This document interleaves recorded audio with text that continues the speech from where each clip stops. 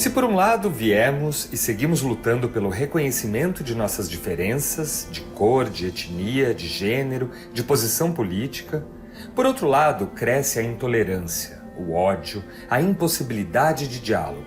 Impera o nós contra eles. Como chegamos a esta situação? Como virar a página belicosa das relações culturais e sociais de nossa época e renovar nossa aposta no convívio e no pluralismo? O eu e o outro. A difícil arte da convivência nas diferenças. Tema desta série do Café Filosófico. Como disse muito bem Angela Davis, não basta não ser racista, é preciso ser antirracista. Nosso país difundiu o ideário de ser palco da democracia racial, mas continuamos a assistir à reprodução sistemática da desigualdade entre brancos e pretos nos vários cenários da vida cotidiana, seja o econômico, o social ou o político. Assim é o racismo brasileiro. Sem cara, travestido em roupas ilustradas, universalista, tratando-se a si mesmo como antirracismo e negando como antinacional a presença integral do afro-brasileiro ou do índio brasileiro. Para esse racismo, o racista é aquele que separa, não o que nega a humanidade de outrem. Desse modo, racismo, para ele, é o racismo do vizinho, o racismo americano. Eu queria lembrar de um encontro que você teve com ninguém menos do que Angela Davis, eu acho que foi em 2014. E você fez uma pergunta a ela que me chamou muita atenção. Comparando o Brasil e os Estados Unidos, você diz, olha, os negros americanos conseguiram se unir porque eles estavam enfrentando leis muito coercitivas, enquanto nós, no Brasil, em razão do mito da democracia racial, atrasamos o enfrentamento dessa questão. Agora que você acaba de apresentar esse panorama diverso desse efetivo enfrentamento, você acha que nós avançamos nessa união dos negros? Mas eu quero ir além, usando inclusive um autor que eu sei que você conhece muito bem, o Zygmunt Bauman. Ele defende a ideia de uma solidariedade global, um humanismo radical. E eu queria te escutar. Perfeito.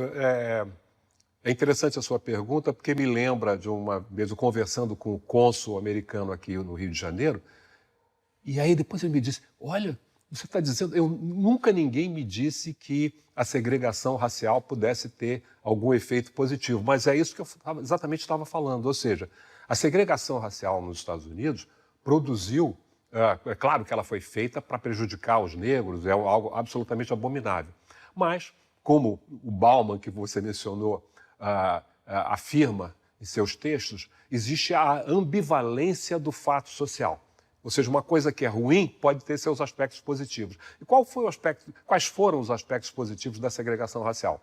Ora, ela criou mais uma unidade entre os negros, já que os negros tinham que viver separados dos brancos em guetos, não é? Fossem ricos, pobres, podiam ser igualmente humilhados por um branco, sendo chamado de boy, de moleque, não é? E isso criou mais unidade entre os negros. Não significa nada absolutamente fantasioso. Existem problemas, mas mais unidade. Ou seja, entre si podia haver os problemas. Diante do branco eram todos negros. E o outro fator, outro resultado colateral positivo da segregação racial foi oferecer oportunidades econômicas aos negros. Ou seja, porque no bairro negro tinha de haver farmácia, padaria, bar, restaurante, hotel, escola, funerária, e tudo isso então deu origem a uma classe média negra que começa a ser construída lá por meados do século XIX. Então existe hoje, por exemplo, em Atlanta, na Geórgia, nos Estados Unidos, que eu já fui algumas vezes, empresas que foram fundadas na década de 1850. Então, esse foi o aspecto que nós não tivemos. Então, esse dado e aqui de se enfeitar esse pavão, de se, digamos, obscurecer essa discriminação tão presente na nossa sociedade, de encontrar explicações alternativas para ela, tudo isso provocou essa não união entre os negros. Você falou sobre a visão do Bauman, que é um humanista radical. E eu creio que o melhor exemplo para essa visão dele é quando ele compara a humanidade a um viaduto. Ora, o que sustenta, qual é o perigo para o viaduto? Exatamente o seu pilar mais fraco. Então tem que se fortalecer o pilar mais fraco para que o conjunto possa sobreviver. É exatamente disso que se trata. Se trata de, nesse caso, por que um dia do negro, uma coisa do negro? Porque exatamente se precisa fortalecer esse grupo. Existe um livro que eu traduzi, intitulado Protesto, e que fala o dilema das identidades estigmatizadas. Ou seja, o movimento de negros, o movimento de gays e de outros grupos tem que reforçar uma identidade, tem que se afirmar como negro, ou seja, reforçar uma identidade que é estigmatizada, porque é aquilo que vai nos reunir. Aquilo que vai reunir os negros para enfrentarem a questão racial é se identificarem como os negros, embora essa identidade seja considerada negativa no Brasil. Então é preciso ressignificá-la, é preciso torná-la positiva. O racismo, a história do racismo, como a gente vê muito bem na obra de autores como Aníbal Quijano e outros que falam da colonialidade do poder, ele está muito relacionado exatamente à situação colonial.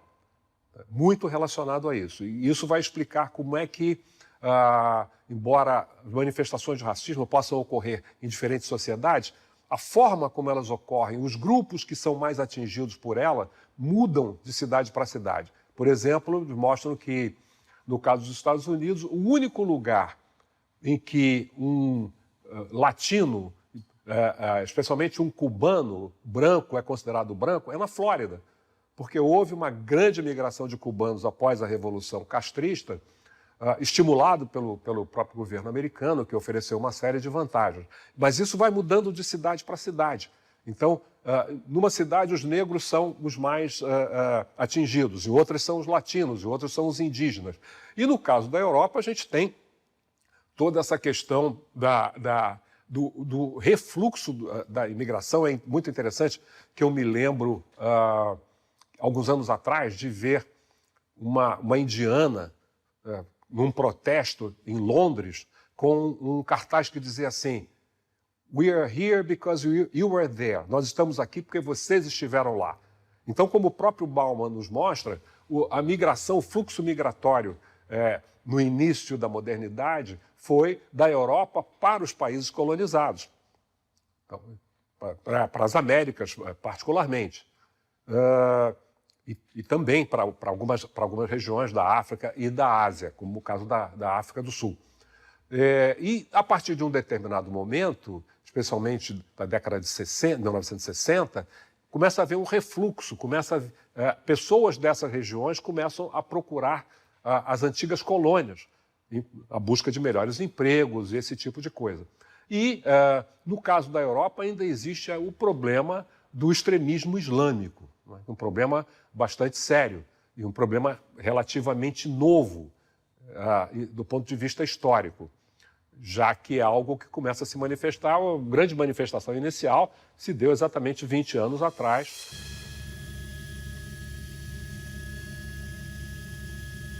Em setembro de 2001, com a explosão das torres, os aviões atingindo as torres em Nova York, as torres gêmeas em Nova York. Mas existe uma contradição bastante grande que o próprio Bauman também aponta, que é interessante porque muitos desses países dependem dessa imigração. Por quê? Porque a taxa de natalidade está caindo, então a população está diminuindo. E para determinadas áreas, por exemplo, os indianos são muito requisitados do ponto de vista científico. Vamos lembrar que vários indianos já ganharam o Prêmio Nobel. Então, há um fluxo muito grande de cientistas indianos, por exemplo, para a Inglaterra. Eles precisam desses imigrantes. Então, se trata de uma coisa contraditória. Se eles não aceitarem os imigrantes, eles vão acabar. a população simplesmente vai acabar. Cada casal tem apenas um filho, não tem aquele monte de filhos que tinha no passado. Existem casais homossexuais, existem mulheres inférteis, existem, enfim, pessoas que não querem ter filhos e coisas desse tipo. Então, eles precisam dos imigrantes, e essa é a grande contradição. Queria perguntar ao Carlos Alberto Medeiros, né, diante da experiência de pesquisa e de vivência que ele tem nos Estados Unidos, como é que ele vê a questão da miscigenação na sociedade norte-americana e a relação com as identidades, né, dos afro-americanos com a miscigenação e a comparação que ele pode fazer no caso brasileiro, tanto no que diz respeito às nomenclaturas utilizadas nos Estados Unidos e a percepção política, social que se tem com relação à população miscigenada e também no caso brasileiro, né? Se é possível fazer essas comparações entre Estados Unidos e Brasil para a miscigenação e o debate sobre identidade racial. É interessante, Flávio, porque existe muita gente no Brasil que imagina que a miscigenação seja um fenômeno exclusivamente brasileiro ou da América Latina, como se não tivesse havido miscigenação nos Estados Unidos. E é interessante que, nesse caso, eu peço para as pessoas se lembrarem de gente famosa, negra, americana, por exemplo, Alicia Keys, Diana Ross, Denzel Washington. Eu vou me lembrar de uma série de atores, de atrizes, de músicos que são evidentemente frutos da miscigenação. E, inclusive, existe lá um fenômeno como existe na sociedade brasileira, de colorismo, pelo qual as mulheres que a gente vê sendo apresentadas tanto no cinema como na televisão, como pessoas bonitas, pessoas atraentes, americanas, tendem a ser mulheres negras de pele mais clara. Isso porque o que aconteceu? Embora existe uma grande diferença a partir do próprio número de africanos escravizados levados para os dois países. Aqui, enquanto se fala de 4 milhões para cima, nos Estados Unidos foram 400 mil. Portanto, isso com certeza reduz esse impacto. E também, nos Estados Unidos, não houve políticas de Estado incentivando a miscigenação, como aconteceu aqui no Brasil, especialmente depois das tentativas de invasão, as invasões francesas e a invasão holandesa, a percepção da necessidade de ocupar o território numa época em que a população branca era constituída fundamentalmente de homens, enquanto nos Estados Unidos havia aquelas famílias que fugiam das perseguições políticas e religiosas da Europa, da Inglaterra especialmente, que iam para os Estados Unidos. Mas com a escravidão, especialmente nas fazendas, nas plantations, era exatamente a mesma coisa que acontecia no Brasil, ou seja, os donos das fazendas ou os capatazes abusavam sexualmente das mulheres escravizadas. Essas mulheres tinham filhos mestiços e esses filhos acabavam ganhando, muitas vezes, não todas, não jamais o reconhecimento da paternidade, mas acabavam ganhando muitas vezes recursos para se estabelecerem como artesãos, pequenos empresários, terras e às vezes mesmo escravos. Então é interessante perceber que na Guerra de Secessão houve muitos desses mestiços que lutaram pela manutenção do sistema escravista no sul dos Estados Unidos. E esses mestiços acabaram se tornando o cerne da classe média negra americana, como muito bem nos mostra e Franklin Frazier no livro Burguesia Negra. Ele nos mostra exatamente como é que se deu esse processo. Então, essa miscigenação ocorreu lá e, com certeza, aqui com mais intensidade, em função do volume, da presença maior de negros e também dessas políticas que foram adotadas pelo Estado. E, claro, lá nos Estados Unidos, depois veio, no caso do Sul, a proibição do casamento interracial, a miscigenação vista como algo absolutamente degradante, e esse processo diminuiu. Mas os genes dos negros, dos brancos, continuaram a ser transmitidos entre os negros pelos casamentos entre os próprios negros. O que faz com que uma pessoa como eu, por exemplo, não tenha nenhum problema. Chego nos Estados Unidos, eu sou visto como um negro americano, tanto pelos negros, quanto pelos brancos, quanto pelos latinos. Enquanto aqui no Brasil, muitas vezes em amigos nossos americanos, e ninguém percebe que eles são americanos até o momento que eles falam. Então, essa é uma semelhança com todas essas diferenças pontuais que houve entre as duas sociedades, mas há uma semelhança. A maioria da população negra nessas duas sociedades é, na verdade, mestiça. No próximo bloco, Eu não concordo quando se fala em genocídio do negro brasileiro, porque genocídio é uma política de extermínio de todo um grupo.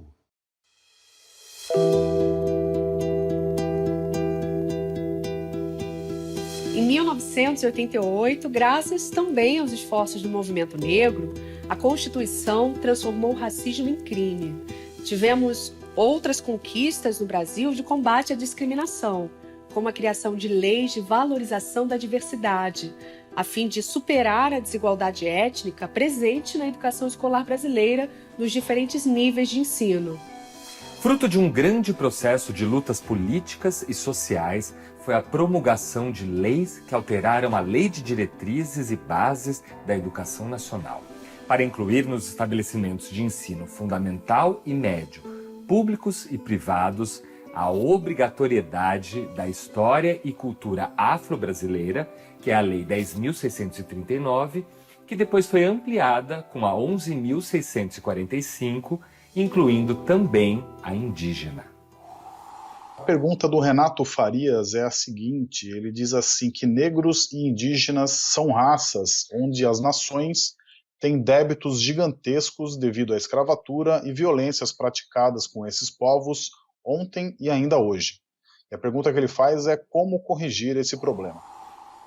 É preciso que haja exatamente essa conscientização da sociedade nesses países todos, exatamente essa visão de unidade, a visão de que é preciso, para que a sociedade avance, é preciso que o seu conjunto avance.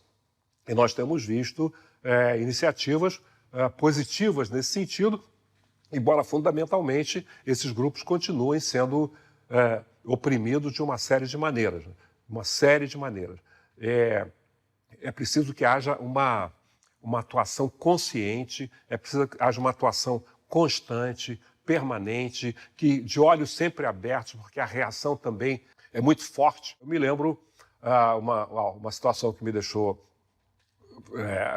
muito felizmente surpreso, acontecido há alguns anos atrás.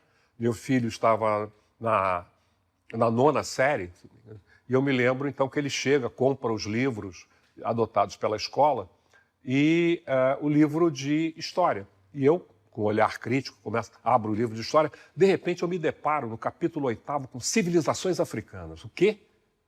Eu nunca tinha visto aquilo num livro, eu já sabia muito sobre civilizações africanas em função de outros recursos, não pelo livro didático. E não apenas isso, e depois no capítulo 9º era civilizações indígenas. Um capítulo inteiro de um livro de história geral era algo bastante novo. Então, isso está acontecendo também na sociedade brasileira.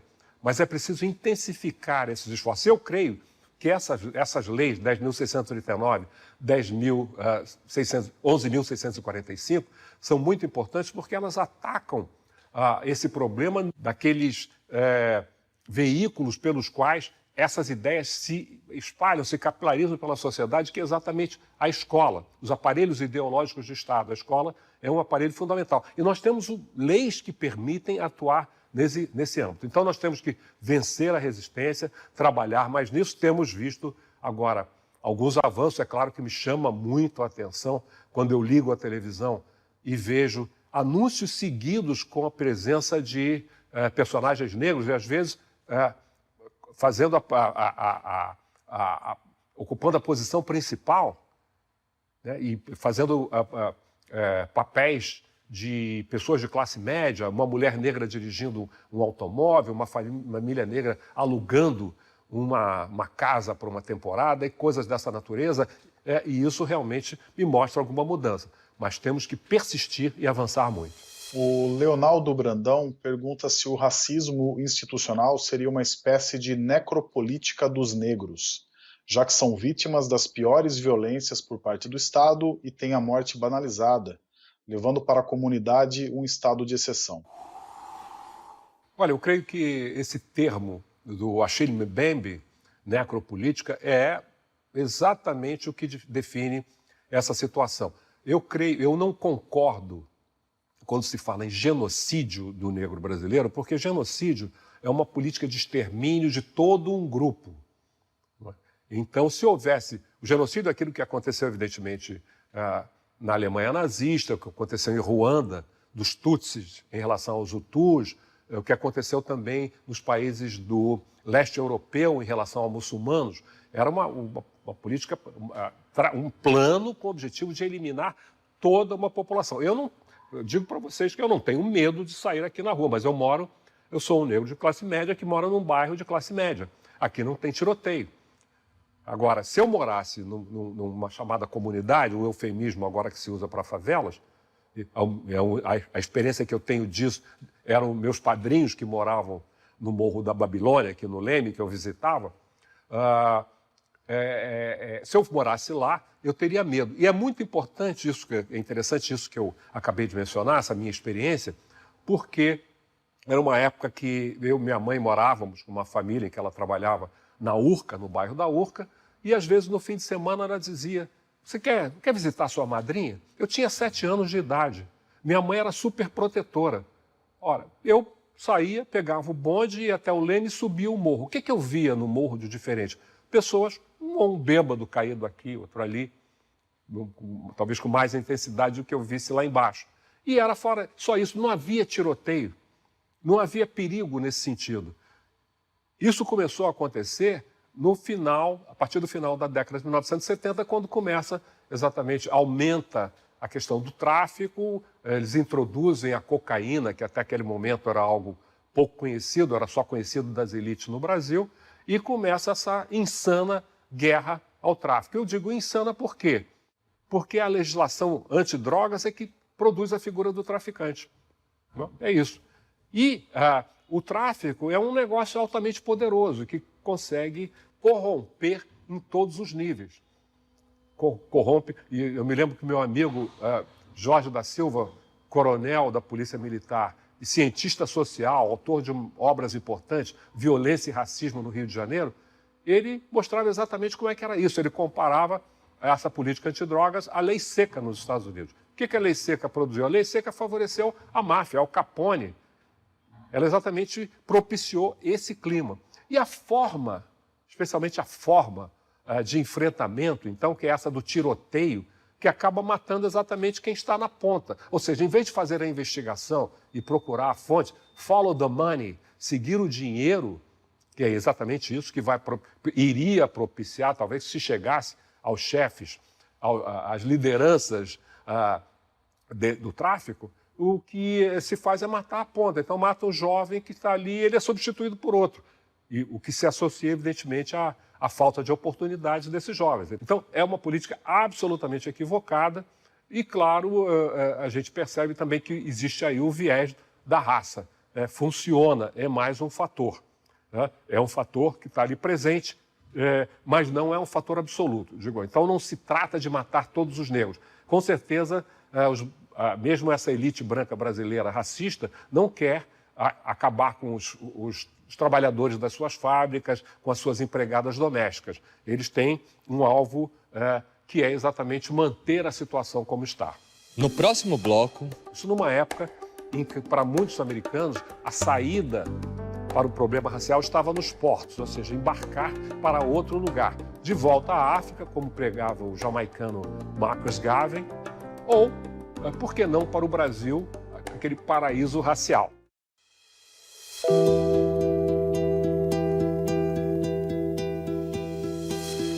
Ao longo da história, o Brasil tentou camuflar o fato de ser racista com recursos de miscigenação, políticas de incentivo à imigração de brancos e outras estratégias. No início do século XX, houve até quem defendesse a tese do branqueamento do povo brasileiro, episódio que entrou para a história pela atuação do médico e cientista João Batista de Lacerda. No Congresso Universal das Raças, que foi em Londres em 1911, o Brasil, única nação latino-americana convidada, seria visto como exemplo de mistura de raças. E Lacerda advogaria que políticas de imigração fariam com que mestiços embranquecessem e a raça negra fosse extinta no país. O Brasil ocuparia, assim, lugar de destaque nas Américas, distante do modelo segregacionista dos Estados Unidos ou das tiranias continentais. Bom, vou trazer duas questões só, embora tivesse muitas outras para poder debater com você, porque ouvi-lo é sempre um enorme prazer. A primeira questão queria que você tratasse sobre a política de imigração do Estado brasileiro a partir de 1850. Qual o ponto que tem racial sobre essa política de imigração? Acho que essa sua contribuição pode desvendar muitas coisas para todos nós aqui que estudamos as questões raciais. E o segundo ponto é que alguns alunos têm colocado para mim, eu tenho visto nas redes sociais, sobre a questão assim, utiliza-se melhor o termo preto ou negro? Qual é o ideal? E por que cada um e como que isso é utilizado em diferentes lugares? Essa visão do Brasil como a mistura das raças também teve um impacto ambíguo na sociedade americana. Para os brancos racistas, o Brasil era um exemplo negativo, tanto que a palavra miscigenação é tradução de miscegenation, que aparece pela primeira vez no texto de um branco anti-abolicionista que mostrava o Brasil como o exemplo da degeneração provocada pela mistura de raças. E, ao passo que para os negros americanos, intelectuais e militantes, o Brasil era visto, pelo contrário, como um paraíso racial. Existe um livro muito interessante sobre isso, African American Reflections on Brazil's Racial Paradise, de um historiador chamado David Hallowegal, Reflexões de Afro-Americanos sobre o Paraíso Racial Brasileiro, que mostra como essa ideia vicejou por muito tempo entre esses setores da comunidade negra. E como é que isso se reflete do ponto de vista da imigração, da questão da imigração? Ora, muito interessante verificar que houve duas iniciativas de promover a imigração, então, de promoção da imigração de americanos para o Brasil. O primeiro se deu a partir da segunda metade da década de 1860 e durou por alguns anos, que foi exatamente a imigração para o Brasil de brancos do sul dos Estados Unidos, depois da derrota na Guerra Civil, que se sentiam desconfortáveis em ter que, pelo menos durante aquele período que foi chamado da reconstrução, que acabou não dando certo, mas durante algum tempo de serem obrigados a tratar os negros como iguais, de verem negros serem eleitos vereadores e deputados, coisas dessa natureza, e achavam que tinham que ir embora dos Estados Unidos. No Brasil parecia um destino interessante para alguns deles, porque era uma monarquia e, portanto, devia ser um país mais conservador, e, além de tudo, aqui havia uma vantagem em relação aos Estados Unidos. Os escravos eram muito mais baratos, devido à proximidade com a África. Para os Estados Unidos, eles tinham que fazer uma travessia, que muitas vezes passava por algum país do Caribe, e isso tornava mais caro. E isso provocou, então, essa visão provocou, primeiro, teve uma receptividade muito boa da parte das elites brasileiras que estavam querendo promover o branqueamento da sociedade, e fez com que viessem para o Brasil, as estimativas falam de algo como 20, 22 mil brancos americanos que se localizaram principalmente em duas cidades, Americana, que era a Vila dos Americanos, e Santa Bárbara do Oeste, ambas em São Paulo, onde até hoje eles promovem festas em que eles vestem aqueles trajes dos soldados sulistas e empunham aquela bandeira do Sul, aquela bandeira em X, que para muitos negros americanos equivale à bandeira nazista. Mas no início da década de 1920, o estado de Mato Grosso coloca um anúncio em periódicos americanos, incentivando americanos a virem para o Brasil, oferecendo o que normalmente ofereciam, a viagem, uma terra para se estabelecer, enfim, alguns implementos, sementes, coisas para, enfim, atraí-los para o Brasil. E, curiosa e contraditoriamente, esse anúncio acaba repercutindo na imprensa negra americana, no jornal Baltimore Afro-American, e isso incentiva um grupo de negros de Chicago a criarem Brazilian American Colonization Syndicate, cujo objetivo era exatamente promover a imigração de negros para o Brasil, de negros americanos para o Brasil. Isso numa época em que, para muitos americanos, a saída para o problema racial estava nos portos, ou seja, embarcar para outro lugar, de volta à África, como pregava o jamaicano Marcus Garvey, ou, por que não, para o Brasil, aquele paraíso racial. Começam, então, a criar essa organização, e quando a notícia chega ao Brasil, isso provoca um impacto muito negativo. Ora, nós estamos acabando, agora que nós estamos acabando com os negros, como disse lá o João Batista de Lacerda em Londres, e vamos trazer mais, e esses negros americanos não são como os brasileiros, que são submissos, que aceitam. Claro que quando se falava de negros brasileiros submissos, se esqueciam dos quilombos, de todas as revoluções, das revoltas dos malês e coisas dessa natureza para reforçar essa visão. Projetos de lei chegaram a ser apresentados no Congresso brasileiro para evitar essa catástrofe, mas o Itamaraty foi muito mais rápido e eficiente. Foi enviada uma ordem secreta para a embaixada em Washington, os consulados do Brasil em diferentes cidades americanas, para que não dessem vistos para os negros, a não ser em situações excepcionais. A organização lá de Chicago protestou, nós estamos sendo discriminados. A reação oficial do governo foi o seguinte: o Brasil é um país autônomo e nós podemos decidir quem nós queremos e não queremos que venha para este país. Lembrando que já havia uma legislação logo do início da República, de 1894, se não me engano, que restringia, que proibia a imigração para o Brasil de nativos da Ásia e da África. Isso acabou sendo quebrado por aqueles que pretendiam, então, e conseguiram promover a imigração de japoneses para o Brasil.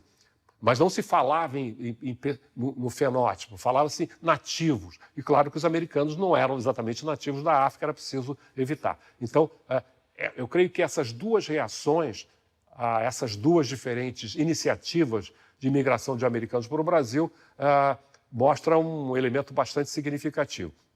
Eu creio, bom, em relação à segunda pergunta do Wallace, em relação aos termos, essa é uma discussão que surgiu recentemente que eu acho absolutamente equivocada. E aqui eu falo não apenas como militante, como também como tradutor. Um dos grandes obstáculos que a gente enfrenta na tradução são os chamados falsos amigos, ou falsos cognatos, que são o quê? Palavras, no caso da tradução para o português, palavras de origem latina, que ganharam diferentes significados ao longo do tempo e do espaço. O clássico falso amigo é embaraçada, em espanhol. Embaraçada significa grávida. Então, no caso do inglês para o português, existem dicionários de falsos amigos. Pretend não é pretender, é imaginar. Realize pode ser realizar, mas frequentemente é imaginar, supor, e por aí vai. Essa discussão começou a aparecer exatamente trazida por um estrangeiro, por um nativo de Gana, que veio para o Brasil, um cantor de reggae, que começou a apresentar esse debate baseado na nomenclatura americana. Então você tem em inglês black e negro. Ora, claro que negro é negro e, portanto, black é preto. Engano. Em português, negro e preto são sinônimos quase perfeitos, ou seja, podem querer dizer, significar uma cor ou ausência de cor, como diz a física, tanto o negro quanto o preto, e também um tipo de pessoa, tipos de pessoas. Isso como substantivos e como adjetivos uma série de coisas. Em inglês, não. Da mesma forma que em francês, nègre em francês e negro em inglês, são palavras que não vêm diretamente do latim, são palavras que apareceram a partir do tráfico de escravos e que são associadas à escravidão. Negro e negro não são cores. Quadro negro em inglês é blackboard. Portanto, não é cor.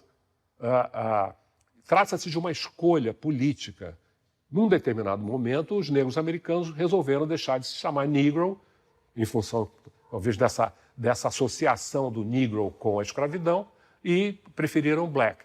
No caso do Brasil, é muito curioso quando a gente vê, não, negro é ofensa e preto... Ora, eu me lembro muito bem, um dos acontecimentos mais traumáticos da minha infância foi no tempo que eu morava em São Paulo, e um garoto da área que eu morava, onde havia grande presença de árabes, chamado Samir, chega para mim e diz: minha mãe me proibiu de brincar com você porque você é preto. Ele não falou negro, ele falou preto. Não se usava muito a palavra negro, na verdade.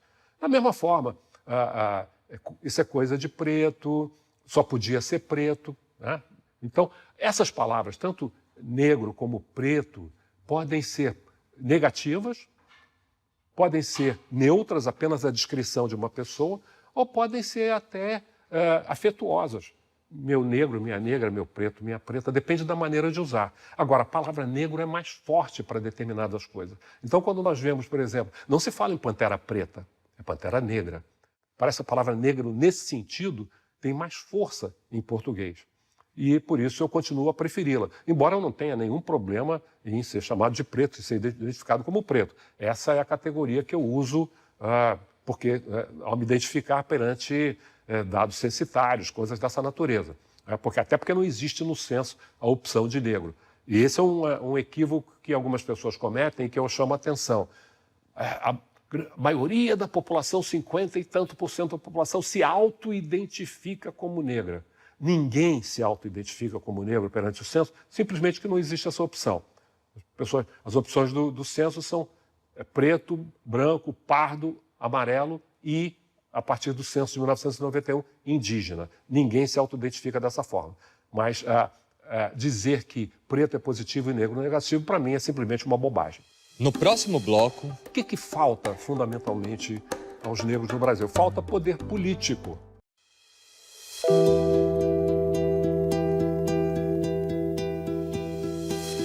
No discurso que João Batista de Lacerda fez no Congresso Universal de Raças, em Londres, em 1911, ele apresentou a obra A Redenção de Can, do artista espanhol Modesto Brocos. A tela ilustrava sua tese de branqueamento em 3 gerações, pois nas projeções de Lacerda, a gradual diluição de mestiços e negros faria com que a população brasileira fosse se tornando quase toda branca. A pergunta do Leonardo Brandão é a seguinte: se a redenção de Can é uma ideia que ainda motiva o fato de haver parte da população que, mesmo negra, não se considera negra hoje no século XXI. Você trouxe um exemplo muito interessante, a mulher negra agradecendo aos céus, a filha mulata e o filho branco, a filha que se casa com um homem branco do lado, o marido dessa filha, e finalmente um neto branco. E esse era, e infelizmente continua sendo, um objetivo para grande parte da população negra brasileira. Eu aprendi isso na minha própria família, que quando você crescer, você vai casar com uma mulher branca para melhorar a raça. Essa é uma visão que estava muito presente. E continua, infelizmente, existe essa percepção de que nosso ideal deve ser, o ideal de um homem negro, heterossexual, deve ser uma mulher branca, para melhorar a raça. Ele vai se sentir melhor. E existe um livro muito interessante, exatamente da Lia Weiner Schuckmann, que exatamente ela fala dos benefícios da branquitude. E uma pessoa que ela entrevista é uma mulher branca, lá em São Paulo, que diz assim: eu me considero bonita, tal, mas eu sou acima do peso. Então ela diz o seguinte: eu não consigo namorar um homem branco bonito, eu só consigo homem negro bonito. Por quê? O que ela diz? Porque para um homem negro o fato de eu ser branca supera o fato de eu ser gorda.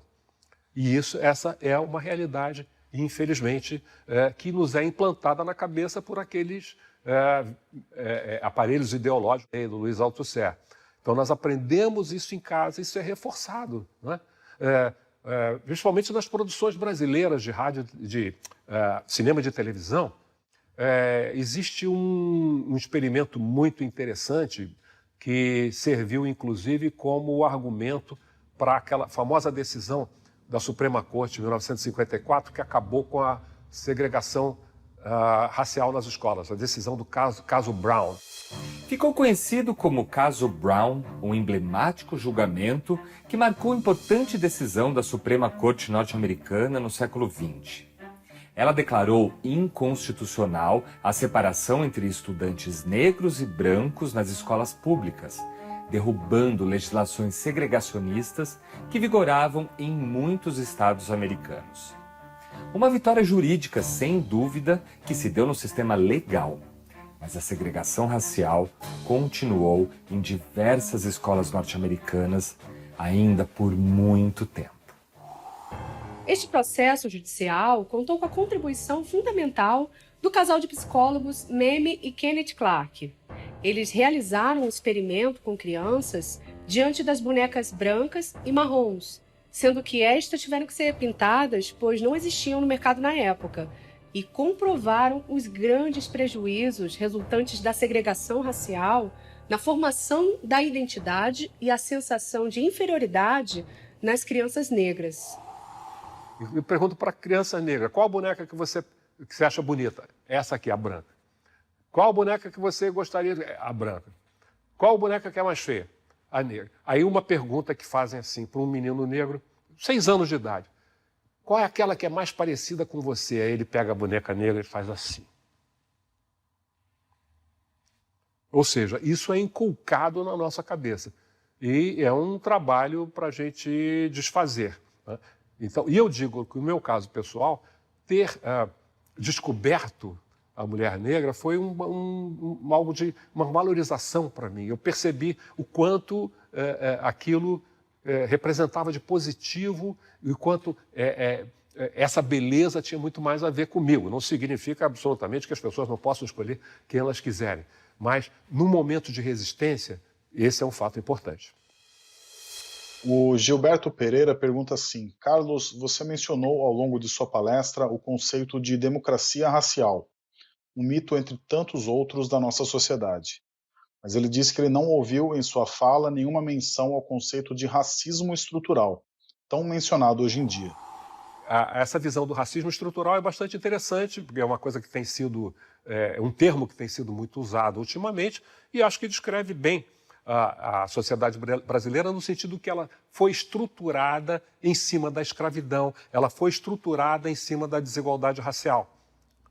Essa desigualdade racial não é um fenômeno passageiro, isolado, não. É um fenômeno que acompanha essa sociedade desde lá dos primórdios do século XVI, em que a escravidão foi introduzida no Brasil e ela esteve presente em todas as fases, em todos os ciclos da economia brasileira, o ciclo do ouro, o ciclo da cana-de-açúcar, o ciclo do café. Ela sempre esteve presente, ela foi um alicerce dessa sociedade.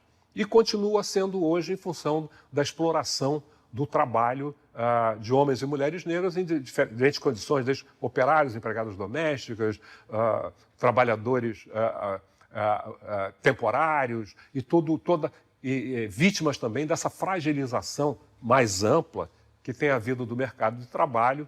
O Bauman menciona bastante isso, essa questão da terceirização, essa questão da perda dos direitos trabalhistas que vem ocorrendo. Então, os negros são mais alvo, mas eles não são o único alvo. De qualquer maneira, essa sociedade foi estruturada em cima disso e esse termo está bastante correto na minha visão. O João César escreve assim: que mecanismos poderíamos usar como sociedade para aumentar mais o acesso do negro à educação e, consequentemente, o volume de negros em posições de importância do nosso país? E o Jeff Laurian pergunta quais seriam as boas referências estrangeiras negras, projetos ou ideias que poderiam ser mais disseminadas em nosso país como modelos a serem seguidos de inserção racial. Começo, então, pela segunda pergunta. Isso já está sendo feito num certo nível, não é? Essa promoção, por exemplo, do chamado Black Money, que é o apoio dos negros às empresas negras, não é? E se eu puder comprar, pelo menos na situação atual, se eu puder comprar um produto de boa qualidade, de uma empresa de negro, ou acessar um serviço de qualidade numa empresa de negro, eu gostaria muito de fazer isso, porque eu vou reforçar exatamente essas novas posições que os negros têm adquirido e vamos abrindo caminho para outros. Mas aí eu entro na primeira pergunta e é uma coisa bastante complicada, porque o que falta fundamentalmente aos negros no Brasil? Falta poder político. E isso é muito curioso. Os negros americanos são em torno de 13% da população. Mas eu tenho um livro de alguns anos atrás, negros ocupando cargos eletivos. Havia naquele ano, isso uma coisa de mais de 20 anos atrás, 8 mil negros ocupando cargos eletivos, sendo que no caso dos Estados Unidos, esses cargos incluem não apenas aqueles que a gente conhece aqui no Brasil, mas muitas vezes o de procurador de um determinado estado ou de xerife de uma cidade, né? Então existe um voto negro. Os negros votam, na sua imensa maioria, nos democratas, não dos republicanos, por motivos óbvios, né? As posições que os republicanos assumiram ao longo do tempo. E aqui no Brasil nós temos uma dispersão absoluta. Eu me lembro de uma situação bastante dolorosa, né? Uma época em que a Benedita fazia campanha para ser governadora do Rio, ela estava ocupando o cargo interinamente, e eu estava com um grupo, passamos numa área de favela, e uma mulher negra, de pele bem escura, disse: eu vou votar numa crioula? Então existe isso ainda no Brasil. Essa autorrejeição que se transfere também à rejeição aos outros. Nós não temos, embora sejamos uma parcela significativa da população, essa coisa de juntar pretos e pardos tem alguns problemas, mas de qualquer maneira somos uma parcela muito significativa da população e conseguimos eleger muito pouca gente. No caso dos Estados Unidos, por exemplo, Nova York, Chicago, Los Angeles, as 3 maiores cidades americanas, já tiveram prefeitos negros. Nós tivemos um aqui em São Paulo. E governadores negros, senadores negros, enfim, eles foram forçados a isso. E nós não temos isso. Enquanto nós não tivermos uma parcela de poder político, não houver representantes nossos, inclusive também brancos nos apoiando, brancos progressistas, nós não vamos conseguir muita coisa, mas, apesar disso, temos avançado. Agora, há um longo caminho pela frente. Mais reflexões no site e Facebook do Instituto CPFL e no canal do Café Filosófico no YouTube. Você acha que o Black Rio teve um papel importante na construção de uma estética negra? Tem uma série de arquivos que mostram a espionagem exercida sobre as entidades do movimento negro e, particularmente, a coisa mais ridícula sobre os bailes de soul, mas deixou uma marca bastante importante. E eu, particularmente, fui influenciado por isso.